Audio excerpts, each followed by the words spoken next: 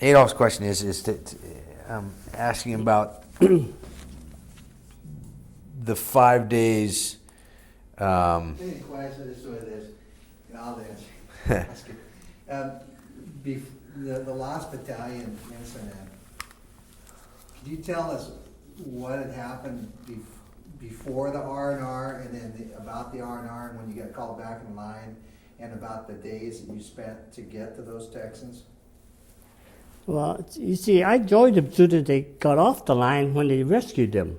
So I don't really know the actual. I can only tell you what they told me, you know. I mean, you had been in another set of battles before R&R, right?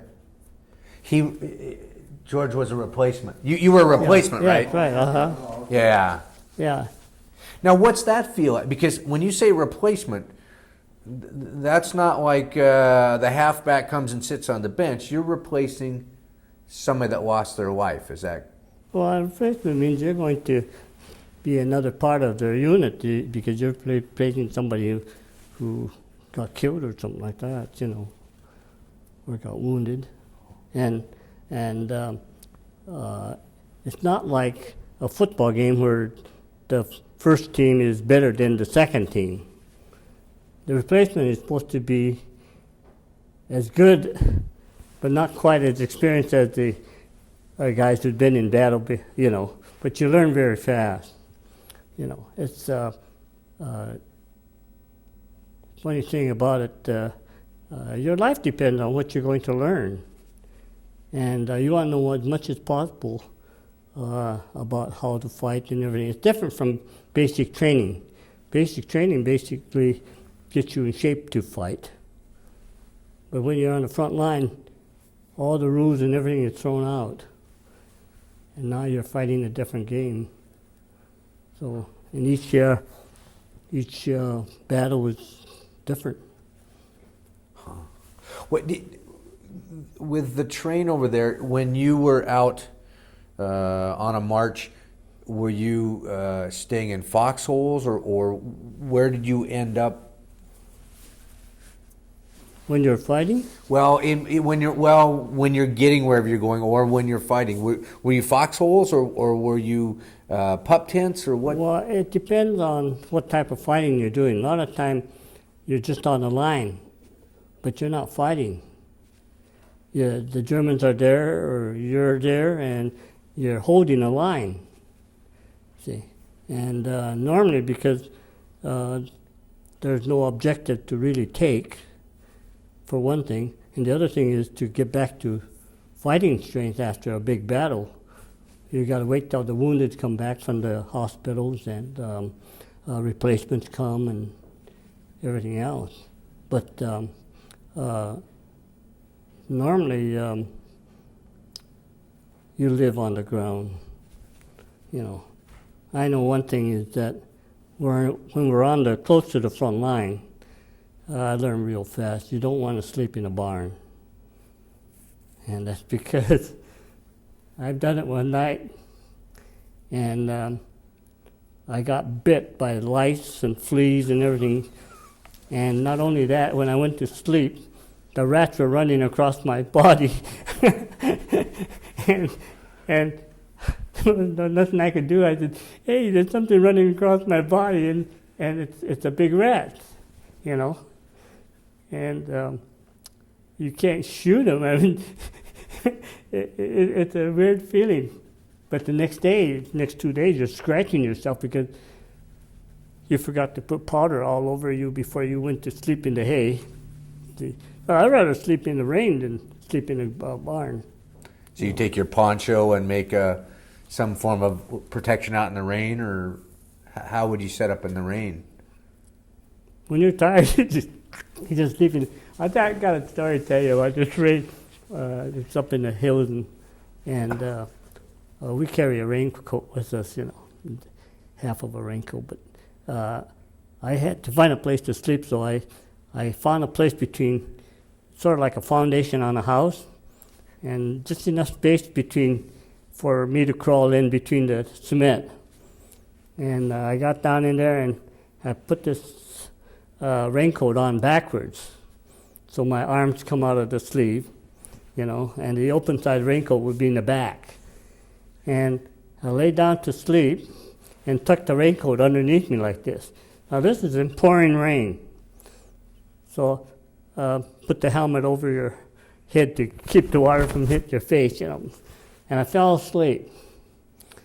And in the pouring rain, I wake up, and oh boy, here's a German sitting on my stomach, see? And I'm fighting like mad to kick him off of me, see? And this guy is sitting on top of my stomach, and I'm trying, and then I really wake up. I was dreaming, see? And what happened was the raincoat between my leg picked up about 2 buckets of water, and it pinned me down, you know. And I couldn't move because the raincoat was tucked under me, and this couple buckets of water was between my legs. I didn't tell anybody about this, but, you know, it was so funny that, you know, because the guy said, well, if a German was sitting on your stomach, he would have killed you. But this is what I was trying to get this guy off of me. And Did you sleep any more that night, or were you wide awake after that? oh, no, I just went back to sleep. You know, when you're tired, you know, if you don't sleep, you're not going to make it, you know. And what I hear a lot of people talk about, you grab 5 minutes here and 10 minutes there whenever you can. Well, it depends on the situation, you know. We had a couple guys, they got captured, and that night they were told not to sleep because the Germans are awful close, and a couple guys slept and got captured, you know. So well, you can't help them; they're tired and everything, and everything like that. But the situation is there are no rules, like I said, you know. So you have your training, and then you have your battle experience, and life is the rule at that point in service, if I hear you. Yeah, well, you gotta, there's a lot of things that go through your mind, you know, like Cash came one night and said, hey, what are you guys doing tonight? And this was behind the line, and he said, oh, probably play cards. And he got mad at us. He says, you know, you could be dead tomorrow. You know? He says, you better, you know, have some fun tonight because you might be dead tomorrow. That's the way he talked. It didn't scare any of us. Yeah, I guess so, you know. Back to playing cards. But I think when you're fighting a war, there is a point there that you start thinking seriously. And as far as I'm concerned, I got a machine gun bullet through my helmet, and that I couldn't hear for 4 days, and it's quite an experience to get so close to death. And I know that's another story. Yeah, but we're attacking 4 machine guns, and on the forward side of the slope, and we're crawling along the ground. And the 4 machine guns were directly in front of us. And I wondered how high or where the bullets were hitting. And so I just looked up, you know, from the prone position. I looked up and I could see these branches getting cut off where the bullets hitting the branch about 4 feet over my head. I looked up. I guess I'm pretty safe as long as I'm on the ground, you know, and we kept crawling. And then all of a sudden, a machine gun opened up on my right flank. And the bullet hit the ground right in front of my face, about a foot in front of my face. And that was the first burst. And now you have to think. There's no hole to jump in, there's no foxhole or anything around there. You're on bare ground. So I said, well, he's going to fire one more time. I better make myself be awful small. So I curled up in a ball like this. And I curled up and put my back to it, like if somebody's going to hit you. And the next burst came and it went right through my helmet by my ear. And And the impact of the bullet going through a steel helmet spun me right around on the ground. And my helmet flew off. And I looked at it, it had a hole in it. And but that didn't bother me. The thing was this, I'm hit. And I thought my whole face got blown off on this side because with the bullet right by my ear, it sounded like a bomb going off. It just tore my eardrums apart practically. But I thought my face was blown out like that. And so I said, well, the only way I'm going to die is by loss of blood because I'm still alive. So I put my hand up there and I'm going like this, trying to find the hole so I could plug it up, see? And as I was going like this, I looked at my hand and there's no blood on there, just the hundreds of spots, red spots on my hand. I said, God, I'm searching for this hole and nothing but red spots on my hand. And what happened was the shrapnel from the helmet left a piece of metal in my ear, at the lobe here, and it went around my eye and down the cheek. And there's 22 break in the skin. And every time I went like this, I picked up this little blood spot. And I had told my assistant I got hit. And he says, medics. I said, don't call the medics up here, you get killed, you know. So I told him to take over my gun and I had to undress practically, you know, to take my suspenders and gun belt and hand the gun over to him and everything. And I said, I'll go back to him. So as soon as I got my gun off of me and everything, gave him the gun and everything, I got up and I says, okay, I'm going to the medic. So I'm running alongside of all these guys on the ground, and the machine gun's firing yet. And they said, George, get down. I ran about 30 yards back there, and the guy said, hey, George, I'm over here. So I got over there to him, and I laid down on the ground so flat, you know, and he was on his knees. And I said, get down, you're going to get hit. And he said, no. But I was flat on the ground. I tell you, you couldn't get me down any flatter on the ground. And he took my medicine deal out of my belt, you know, and the first aid kit, and he put the sulfa drug on it.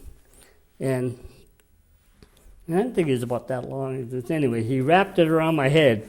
Looked like a white turban now, see? And he said, oh, 10 minutes, you can go back up there again. And I said, what? and what I was thinking was this big old white bandage all across my head like this. I make a nice target up there. And he looked at me and he says, I think you're in shock. And I don't know if I was or not, but I said, I am. He said, you better go back to the battalion aid station. He says, but before you go, you better carry a litter down. The wounded. So I said, okay. Anyway, I got down to the bottom, and the guy at the battalion station there, and he said, okay, get on your table here and take your pants off and lay on your stomach, you know. Well, I took my pants down and lay down on the stomach, and bam, he shot me right in the butt here with this needle. He said, okay, put your pants on and get in the ambulance.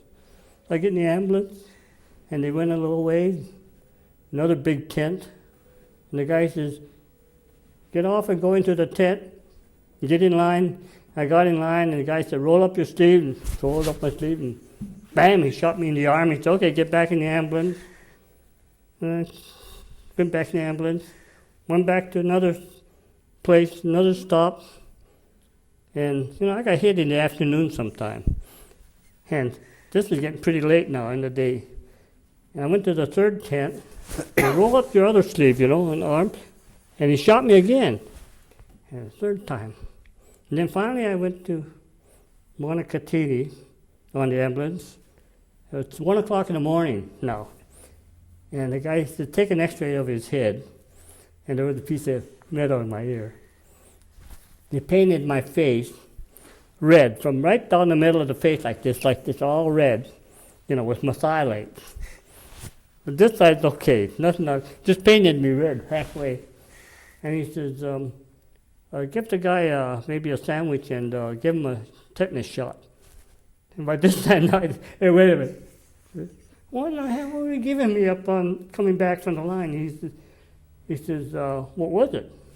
I don't know, the needle that big. He says, forget the tetanus shot. I had 3 tetanus shots on the way back to the hospital. I couldn't believe it when I thought about it, And me, actually, went to the hospital. And it's a funny thing happened. When I went up on that line, I had a worn out pants. A little tiny worn piece right on the seat of my pants. Okay?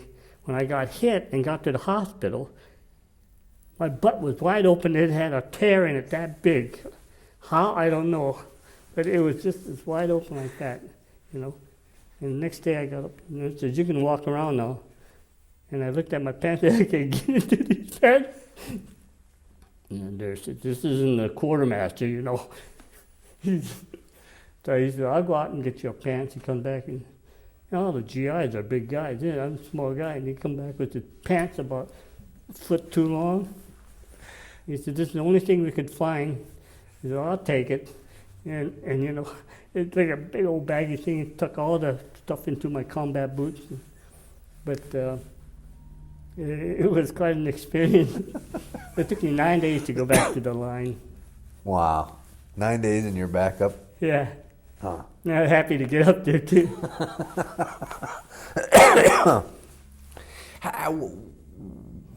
At the end of the war, where were you? When the European war ended, where were you? Do you remember? Well, I think when they ended the war, the German war, it was between Genoa and Milan. We're still chasing the Germans up there.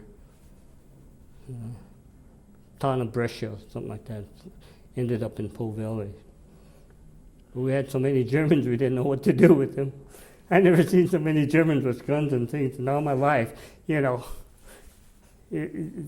thing about it is, you fight a war, but when the Germans gave up, they came in fully armed.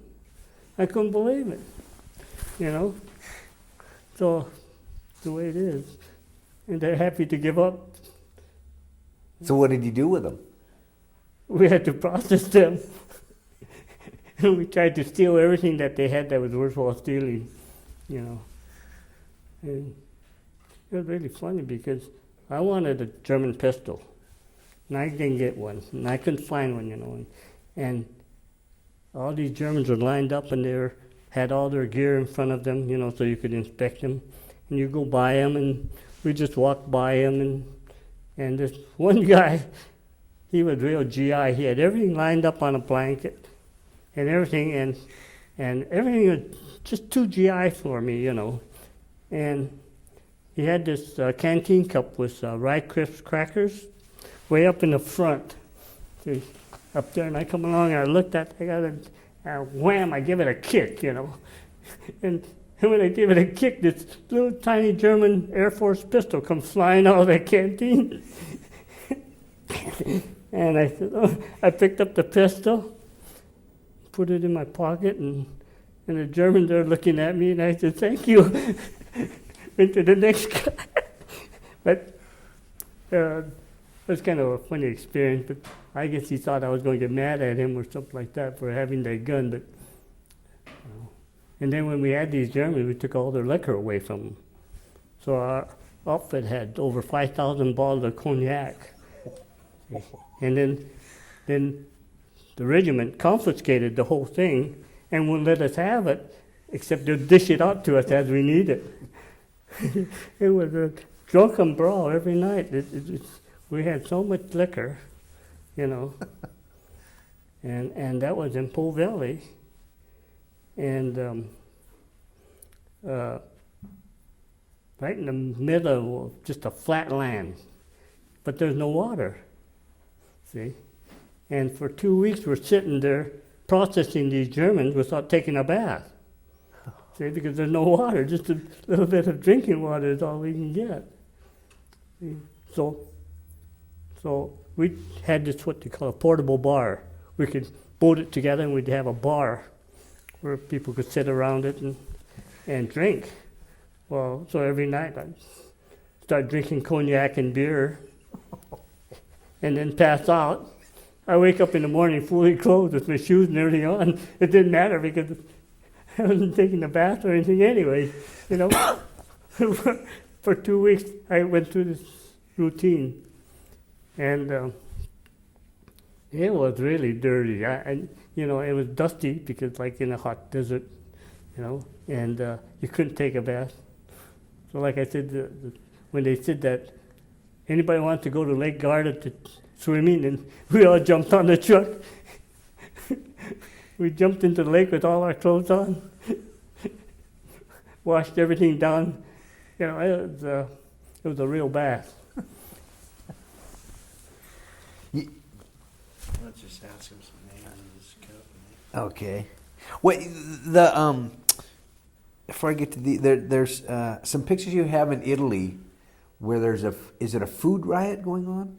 Oh yeah, that was. What was that all about? Well, after the war, the Italian people didn't have enough food, and they had a demonstration in Milan, and I happened to be on my pass at that time, and sort of like our riots, it didn't come into a riot, but it's come into a near riot, and the American Army had their tanks stationed all over the city, so it was kind of peaceful, but scary. Did anybody have food? Did the U.S. soldiers have food they wanted, or what was the? Well, the U.S. soldiers had all kinds of food. It was just the quality of the food that you're concerned about. But you know, all through the war, the European civilians didn't have enough food, and so when we eat our meal, there'd always be kids sitting, waiting for us to finish our meal with coffee cans, you know, and we'd dump our extra food into their can, so they have some food. But it was kind of a sloppy thing because it was like a restaurant dumping all their food and letting some poor people eat it. You know, we don't have anything like that, but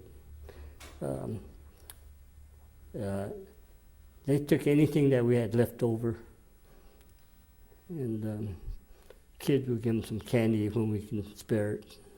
But there's some things about war you don't want to look at, and it's part of it, but it's either eat or die, starve, you know. That's some of what they leave out of the history books because they're so busy talking about Wars. battle Yeah. versus everything else that it affects, everyday life. Everything, right. And the worst part of it is in order to survive, you do a lot of immoral things that gives them some sort of money or something to get them by on. And daughters will sell their mothers, and husbands will even sell their wives for something, you know. And the American soldier is a young guy, and he's reckless, and you know what I mean. It's kind of a cruel world, but it's no difference when you look at it here. We're more civilized, but we do things just as bad. And again, that's some of what they don't necessarily put in the history books is what you talked about. Here you have this starving country and some of the immoral things in a normal world, but yet out of survival or whatever, they're doing that. They're selling their mothers or their wives or children. Every country does it. In some countries worse, that's all. Mm-hmm. It happened in Japan under a strict rule. It happened in Italy and France and Germany and all over, you know. Some of the things that you see is just practically unpredictable. I'm going to just mention some names. I'm looking at some of the pictures in your book and see who you remember, if you can tell me about any of them. Shig. Shig? Yeah. Well, he's another Seattle boy. Oh, is that right? Yeah, Shig Morale. He was my platoon sergeant too. He was a all-city basketball star at Broadway. Broadway. And he was a local band here. Did he survive? Yeah, he survived. He went to college in Hartford, Connecticut. Took up physical education, and I think he lives in Oregon, someplace right now. How about Knack? Knack is one of the California boys, and I don't know too much about him except that Knack and I spent a lot of action together. And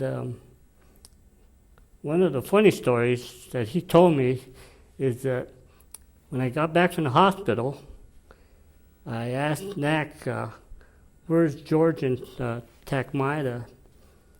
And he says, well, they got hit by a German grenade. And he said, I watched it. He said, 2 Germans came up and he thought they were going to surrender. And instead of surrendering, they threw a potato masher at them and they got hit. But he said that dumb George, he said, Shig told him to carry this rifle grenade. And he carried it every day. And every day he asked Shig, he says, can I shoot it now? And Shig will tell him, no, you gotta hold on to it because you may need it. So when I was in the hospital, they took this hill, and George asked Shig, could I shoot it now? And Shig said, oh, go ahead. So George points his gun right straight up and shoots this rifle grenade. You know, it was so funny. I laughed so much, I forgot the rest of the story. You know. But the way he told you, he said he shot that thing right straight up. Well, if it goes up there, it's got to come down, you know. And it was so funny that I forgot to ask him what happened. But basically, I can tell you what happened. Rifle grenades got to hit something solid when they hit the ground. And if it hit the ground, it won't go off. It's got to hit something like a wall or a tank or something like that. See, so they're useless in the war. But he shot that thing right straight up, and they all watched it go. How about Kim? Kim was my assistant to my BAR, and he lives in Bellevue. Now, Kim didn't get a scratch on him during the war, but I've talked with him and listened to his story, you know. And one time an artillery shell hit close to him, and it threw him right off the ground, and he didn't remember a thing after that. You know, a concussion hit him. But as far as the Army is concerned, no damage, you know, because he didn't get hit or anything else, you know. And then another night, he was on an outpost in the front of the line, and he had it till 12 o'clock midnight, and then his replacement came and relieved him, and he stood around for 5 minutes with them talking to him. Then he went back to the line, and in a couple minutes, a shell came and hit a direct hit on that guy. That's where Kim was, you know. And there's a few more instances like that you know, some people are lucky, you know, and he didn't get a scratch on him, but he's seen some real close calls. Well, you know, when I got hit, his heel was only, you know, about that far away from my face. He was the one in front of me, and that bullet went right through us. Wow. So. Huh. How about Chocolate? Chocolate was a Hawaiian guy, and I don't know why they called him Chocolate, but he was dark, and he was fun, but that's about all I know about him. He wasn't one that didn't take any chances. They just went along with everything. What do you think the history books, I mean, both thinking of the next generation or generations that you and I'll never meet, both of Japanese American children, Japanese children, Caucasian children, what have the history books left out that we don't know about what happened to both the Japanese American population, the Japanese population, that should be put back in the history books? Well, I think it's all pretty well in the history books, some of it, But there's another thing too, is that you only remember those things that you want to remember. So it's only in books. Unless it pertains to you and it's important, you remember it. But I've talked to many people all over the country, and I know they've heard about internment camps and war and everything else. But none of them could recall it, that the Japanese were put into internment camps or there was a Japanese regiment fighting or anything like that. So you can't ask people to remember these things because they don't want to remember it. They have other things they can remember that's more important. Do you think it could happen again? No, what happened to us can never happen again, as far as we're concerned. Because one other thing is this: the laws in this country are much, much better, and the people are more acclimated to the ratios and everything, this problem. It's a complete new world. Another thing is that we will not let it happen again. We're the biggest people that speaks up when it comes to the American public getting against Arabs. Maybe it's wrong, but then we have to protect the American citizens. If they're Arabs and they're American citizens, they're American citizens. And you have to respect that. Some of them are good and some of them might be bad, but the basic bunch is good. The majority of them. There are always some rotten apples in any people, But that's one thing. The internment will not happen again. The other thing is a segregated unit. Well, I think we'll fight against that. Because the segregated unit, you have to take the 442nd and the 92nd Division as an example. The 92nd Division was an all-black division. In fact, the last Gothic Line push, we were attached to the 92nd Division. Okay, so I know about them. But as far as the Japanese are concerned, a small minority of people went into these battles, and we lost a terrific amount of men. And as far as my experience is concerned, is this: I went to Fife High School, and 4 of my buddies got killed in our outfit out of Fife. Now, one white person was killed during the war from Fife. Now look, there's your percentage right there, and that's wrong. And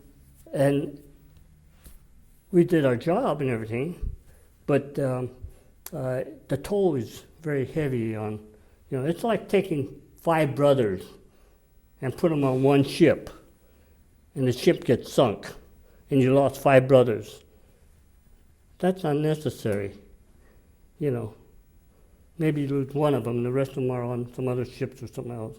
See, and so it shouldn't be segregated like that. And another thing too, like the 442nd, when the better your record become, the tougher your battles become, because you're used more in the more important battle. The more important battle, you got more casualties. That's one thing. there's a lot of things that goes on, but I don't think they'll have that type of a unit, you know. As far as the 92nd Division is concerned, it was an all-black unit. They were well trained. They went into battle. In the first couple battles, they got really beat up, like any unit, you know. Okay, when an organization gets decimated, sort of, you know, or lose a lot of men, they have to replace these men with new replacement to get it back up to full strength. Well, the Army didn't prepare for that.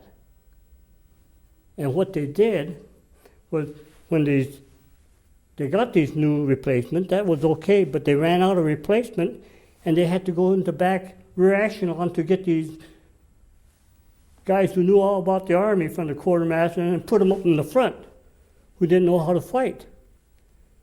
And they go into battle and boom, they're gone. They say, I'm not going to stick around here, and they took off. When one takes off, another takes off, you know. Okay. Now, maybe I shouldn't say this because it may be racist in a sense, but I'm going to give you facts. Okay.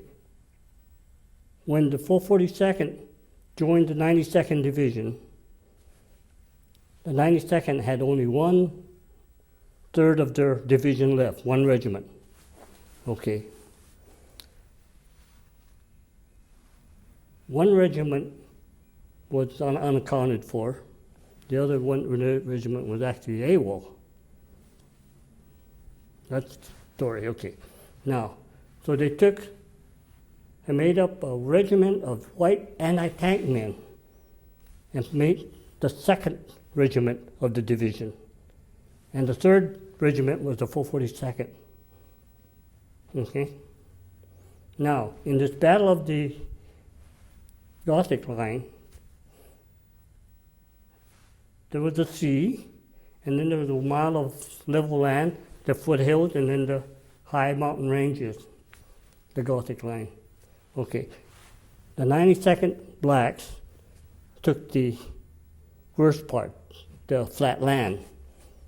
And I say the worst part because if you stick your head out of the hole, somebody could shoot point blank 5 miles downrange because it was just flat and you couldn't move out there in the flatland.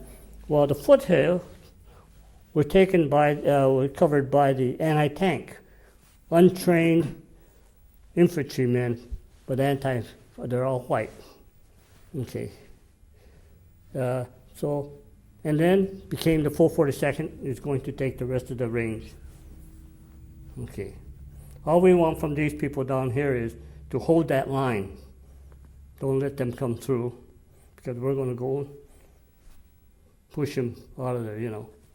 Okay. So that's what happened. As we advanced, took those hills, we kept going forward on the hill. Well, then our line staggered. Here's the 92nd back here because they know they can't move. See, and the anti-tank people was here and we were up here. See, and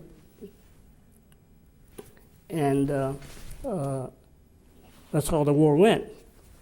But as far as the 92nd Division was concerned, the whole thing was the Army's fault because they didn't have good replacement for that. It could have been a crack unit too, you know. I've heard of blacks in the Air Force that had their own segregated Air Force, and they did a good job. But you're in an airplane, you can't run away from an airplane, but if you're on the ground, you can surely take it off, you know. And this is what happened to them. So there's no publicity about 92nd Division at all. But the 92nd Division took the Gothic line because we were part of it. We were attached to them. And the history will not mention it, you know. And that's kind of a bad thing for the blacks. It gave them a very poor record. On top of that, at that time, in 1941, the white believed that the blacks can't fight at all. They ain't got the brains to fight. Okay. they didn't think the Japanese Americans would be good enough to fight. It took them a long time to prove it before they believed that. They thought the white was the only one that could really fight. And the Navy and the Marines still believe that. You know, they've let up some, but, you know, and, but when it comes to human beings, and you're fighting for something like peace and freedom, it doesn't matter if you're black or white or what, you know. And if you're taught and to believe this, you know, but if you ain't got no brains, you're no good for the front line anyway. But if you got enough education and you believe in what you're fighting for, you're tough to beat. And this is what we're fighting today with Iraq. We're actually fighting for our freedom. And we lost a lot of it because, you know, today you can't go into an airport. You can't go into a building downtown without being frisked. You got so many laws now that weren't there before. You don't have that much freedom. But we, what do you say, we just take it as it comes along and accept everything, and one by one we got more freedom taken away from us every day, you know. So we had to fight to get it back. And the problem with the American people, unlike any place in the world, is this: the American people don't know what freedom is. They really don't know what the meaning of freedom is. And I can say this because I have had my freedom taken away from me. When they threw me in camp without a trial, they got guns pointed at us, I couldn't do anything. And I felt it. And I had to get it back. I knew what it was like. You know, whereas the blacks, over generations, they had their freedom taken away from them, and they assumed it and lived that way. There's a difference. But we lost our beautiful freedom that we had before the war, and we wanted it back. And so our determination in fighting is different. Now, if a war starts, okay, you're going to say, what's going to happen? Well, I can tell you what's going to happen. Many American young kids are going to wake up all of a sudden and says, I'm going to go in there and get the thing and fight for my freedom. And they'll do it too. But we won't come to that point because technology will take over and win the war for us. Okay. What do you think about the dropping of the bomb? The dropping of a bomb? You mean the atom bomb? Yeah, during World War II. No, it got me home. It ended the war. What's wrong with the dropping a big bomb or a small bomb? What would you rather have, a atom bomb fall on your head or a 10-pound bomb hitting you on the head? Same old thing. You know what I mean? Either one kill you, you know. And it's the same thing if you're shooting at one person or you're shooting at 1,000 people. That's war. But because of the destruction and because it is so devastating, the world would have to come together and outlaw bombs of that nature. That's something that we're fighting for. And that's the part of the freedom that you're fighting for. The freedom to be able to live without fear of anybody dropping germs on top of you or a bomb, atom bomb or anything else. And this is what the American people have to understand. You know, and this is the thing that you're talking about before. They think war is bad, but war is not bad. It's that what you get if you don't go to war, it's bad. You know, worse. What was it like when you came back to the States? Because when you left, I mean, and you described it, you'd been thrown in a prison camp, Yeah. some call a concentration camp. You then went and defended your country, and now you came back in uniform, a proud member of the 442nd. Was the environment different here towards? Well, the environment might be a little different, but we've been at war, and you know the way you think during the war. But there's people who don't like you, war or no war, you know, and there's people that hate you from centuries because you're German or Italian or Irish or Chinese or Japanese. You know, they're not going to like you. That's one of the things about it. The people don't like black. Why is it people don't like black? You can't figure that out. They're human just like anybody else. See? But when you come back from war, it's the ignorant ones that don't have enough knowledge of what went on that might give you trouble. Now, I worked downtown Seattle. I was one of the first Japanese to work on a front counter in Seattle. I worked at Toll's Camera Supply for 20 years, okay? There wasn't another Japanese, other than Japanese stores or something like that, salesman on the front counter, meeting people as they come into the store, okay? I've had people come in and say, I wouldn't buy from a Jap. And I just look at him and laugh at him. I said, what war did you fight in and what did you do? And that shut him up right there. I've been into restaurants downtown Seattle during that time, right across from the, one restaurant right across from the courthouse. I sat there at the counter and they wouldn't serve me. So I asked them, why don't I get served? And the guy said, we don't serve Japs here. I said, for Christ's sake, he said, why didn't you tell me? I said, I don't have to eat in this lousy restaurant. I could eat any place in the city. You know, and I walked out. I had another restaurant where a guy said, we don't serve Japanese here. I walked out of there, and about 10 guys followed me. You know. Huh. But the one that hurted me the most about this was this. On 4th Avenue in Jackson, right after the war, two black guys pulled up alongside of us. And I had this hot-tempered guy that was in the 442nd. And this black guy rolled down his window and he said, you goddamn Japs, go back to where you come from. You know. And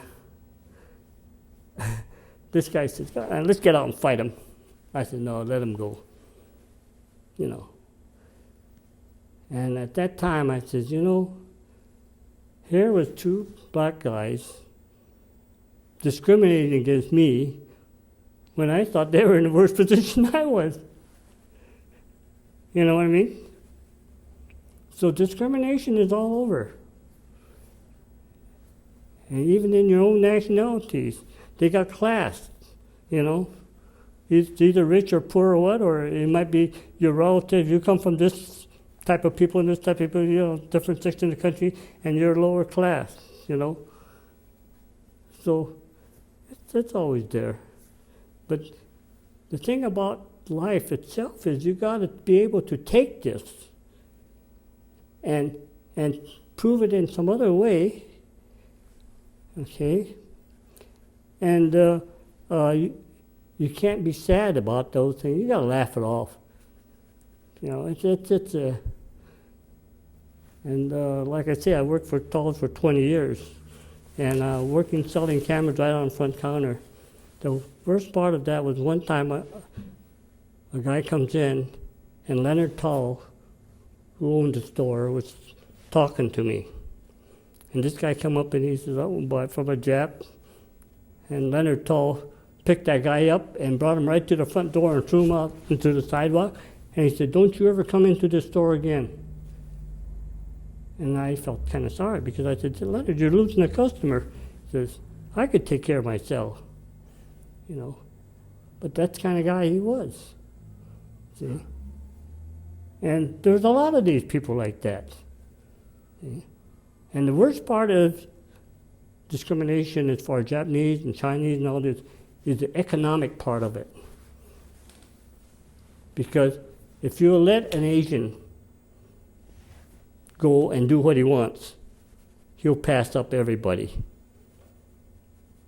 You know, and this is like a race. Everybody's trying to get ahead of everybody, and you use your tools to slow other people down. So discrimination is one of the biggest tools they can use.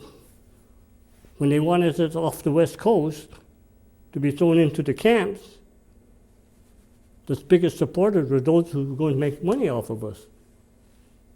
See? I never even thought about that, but yeah. Because they're taking away your, they didn't necessarily take away your property, but you're gone and you can't maintain property, businesses, competition. Well, we lost all that. But lucky, like ours, our home was taken care of by our neighbor. He built the house and he was selling it to us. You know, so he took care of it. But they destroyed one room because we had one room locked up with all our goodies. And people who rented the place just busted in and stole things, but that's something else, you know. But the other people, the fishing industry, the big farms they had, everything, you know.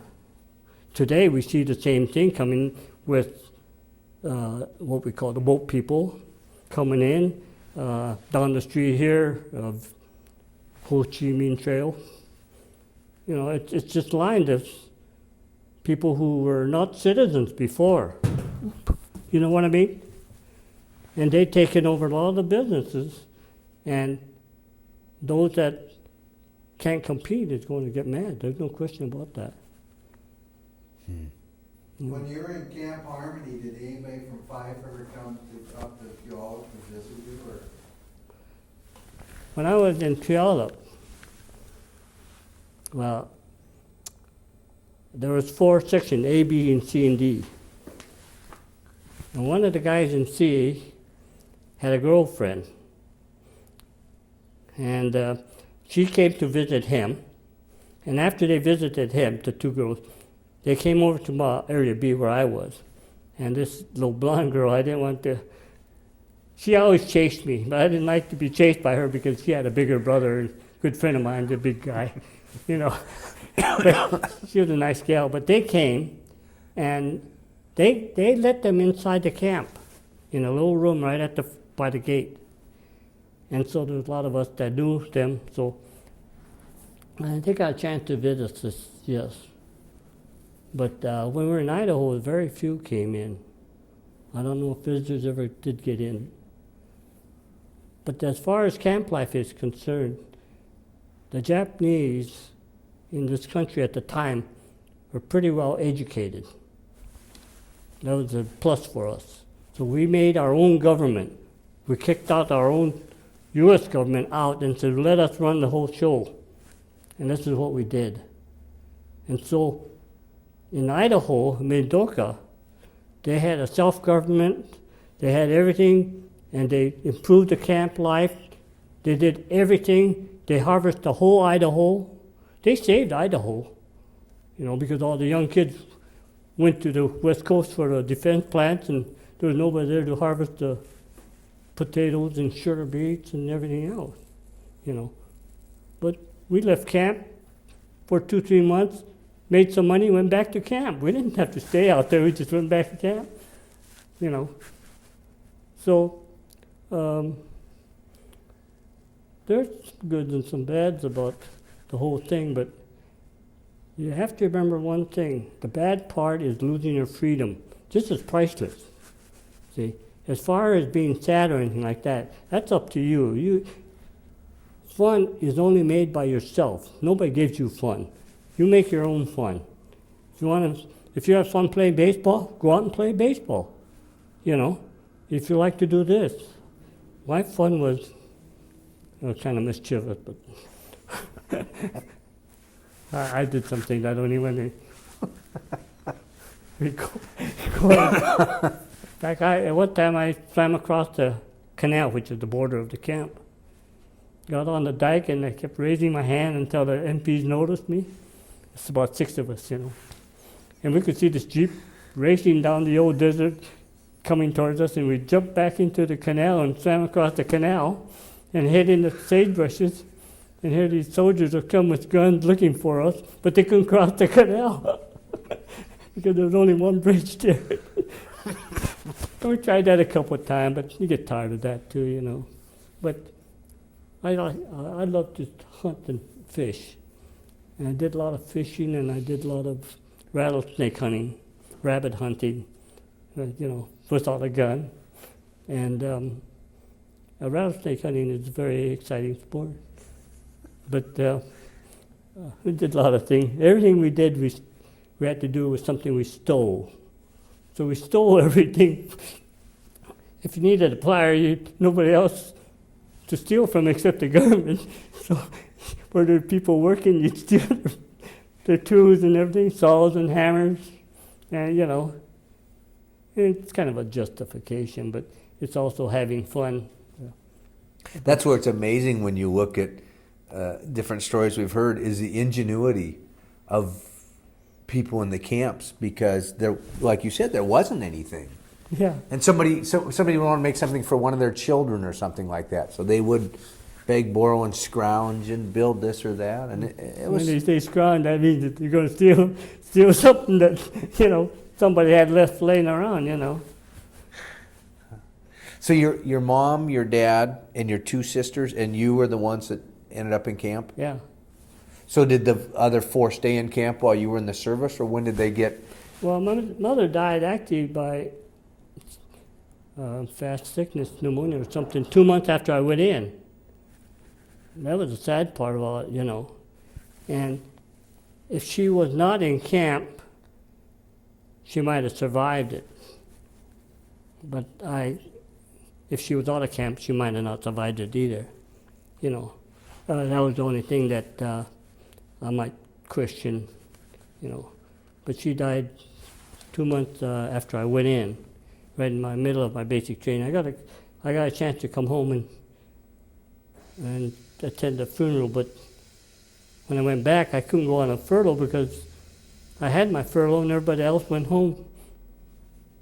Well, that had to be hard.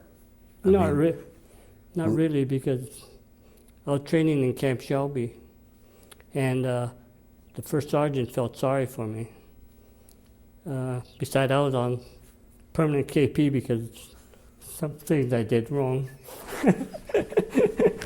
I was the only guy that dropped out of this 125-mile hike to the range. I got a cramp in my leg. I couldn't walk anymore. So they gave me a ride the last mile to the firing range. Okay? And then they put me on 3 days of cleaning all those camp stoves and everything. And then when the firing was over, they told me to load up all the kitchen supplies. And when I loaded all that up, I asked him, what else is there to do? And he said, jump on the truck. And I jumped on the truck and we went home, back to camp. Well, when I got back to camp, the first sergeant says, how'd you get back? I says, I just took orders and got on the truck and rode home. Yeah. So that started off another thing. But then the next 2 days, they sent everybody home on furlough. And I was the only one left in camp with the cook. And I was second cook now because of my KP. Instead of KP, they made me second cook, and the cook and myself was the only one left. So I still had to do all the dishes and everything. But the first sergeant felt sorry for me. He said, I'll give you a pass. I said, okay. He said, where do you want to go? I said, Chicago. He said, Chicago? Well, yeah, I can make Chicago easily. And he thought I was going to say New Orleans or someplace close by. And he said, how? He said, you give me a 1-day pass, ends at midnight, 3-day pass, and I'll be back in 3 days. And he shook his head, and He said, okay, give me a day pass, a 3-day pass. I went to Chicago. I got there 8 o'clock at night, got out in the street, looked around, went back to bed, spent my night in Chicago, and I had about till 6 o'clock that night to get on a train. And I met some people in Chicago, some people from Fife, and had dinner, and they put me on a train, and I went all the way back to Jackson, Mississippi by midnight. And now my pass is off, and Jackson, the MP stopped me, and he says, let me see your pass. I show my pass, and he said, where'd you been? Chicago? Yeah, nobody goes to Chicago on a pass. He showed him my train tickets and everything. He just get in the Jeep. I got in the Jeep. He brought me to the to the bus station. Put me on the bus. He says, now you go straight back to camp. That was already AWOL, you know. I got in camp about 4 o'clock in the morning. Wake up the next morning. Nobody knew anything. But it was a life of fun for me. You know, this is something that I enjoyed it so much. You know, it's something that a young person, as an older person like us, we can't understand it. But as a young person, it's a different life, and war is exciting to a lot of us. You know, and I know one thing is that when I got back from the war, or before I come back from the war, I said, I'm going to live till I'm 34 years old, and I am going to do everything I want to do by the time I'm 34. Okay, so I come back. What do you know? What's the first thing I do? I got these tattoos, okay? Dumbest thing I ever did, but this is what I wanted to do. And the thing about it was, if you're a Japanese, you know what a tattoo means? This is the worst thing you could do if you're Japanese. You're in another class now. You become a Yakuza. Yakuza is a mafia in Japanese. Okay. So there's only one other Japanese after the war that had a tattoo. Okay. And of course now I say it's the dumbest thing because of the fact that so many kids today are getting tattooed. And they don't know it, but this was a beautiful rose, and now it's a blob. You know, tattoos don't stay beautiful. You know, this is an eagle. It says mother on it. It's a blob. Well, I could see all these young people with all these tattoos, a bunch of black blobs all over their body. You know, and they know it, and they can't understand it. You know, if it was something else, you could throw it away. But a tattoo, you can't cut it all there. You got to suffer again trying to cut. You know, isn't that a funny world? But anyway, I wanted to do all these things by the time I was 34. But after a few years, I changed my mind because, you know, when you get closer to 34, it's, hey. Then I went into the Korean War. So I got called for the Korean War. But I was a little bit smarter then. What I did was, since I was working at Towson, one of my good friends was Major Marshall. He's a teacher at Garfield, and he was in the reserves at Fort Lawton. And I said, hey, Major, what am I going to do? I said, they're calling up the reserves. He says, the only thing you could do is this. If you go in, you're going to be in Korea in 21 days, M21. That's the program. He said, the only way to get out of it is to join my outfit. I said, oh, yeah. He said, but the only thing about it is you have to go in right now. You can't wait. You got to go in before the rest of them go in. And I said, what does your outfit do? And he said, I'm going to have the reception center at Fort Lewis. I said, oh, boy. I worked for the reception center 1 year after the war at Fort Lewis. So I knew all what went on. So I had the experience. I said, I'll join you. So give me the papers. So I joined up with them. And when in the Korean War, we were sending 600 men a day to Korea. You know, every day, 600. The planes were going out of not Fort Lewis, but McCord Field, you know, and they were just shipping them out like cattle. And, boy, that was followed up because, you know, these guys, they were all reserves. And they come in with records. Some didn't have records, some everything. And we lost track of these guys. And some guys, after the Korean War, came back and we still had their records in our file. We gave them temporary records and shipped them off. You know. and that was kind of a dumb war, but I was in that one. And there was a bunch of Seattle guys. Most of them were from the Veterans Organization, from the VA. See, so there was quite a bit of power there. Wow. Huh. Well, thank you very much.